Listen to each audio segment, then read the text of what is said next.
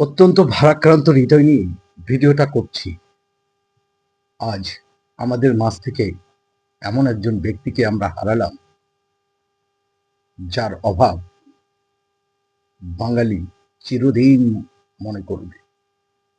যিনি ছিলেন বাংলাদেশের তিনবারের সফল সাবেক প্রধানমন্ত্রী, যিনি ছিলেন আদর্শের প্রতীক, যিনি ছিলেন গণতন্ত্রের মা, যিনি ছিলেন ৯০-এর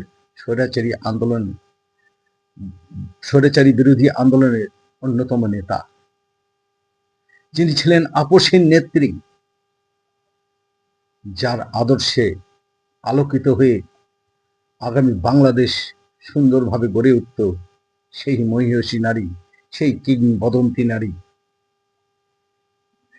বিএনপির চেয়ারম্যান বেগম খালেদা জিয়া আজ আমাদের সকলের ভালোবাসাকে উপেক্ষা করে আপনার দেশে চলে গেছেন।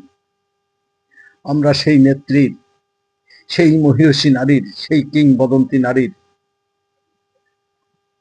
রুহের মাগফিরাত কামনা করছি। আল্লাহ যেন তাকে বেহেশতের সর্বোচ্চ স্থানে অধিষ্ঠিত করেন, এই আশাবাদ ব্যক্ত করছি।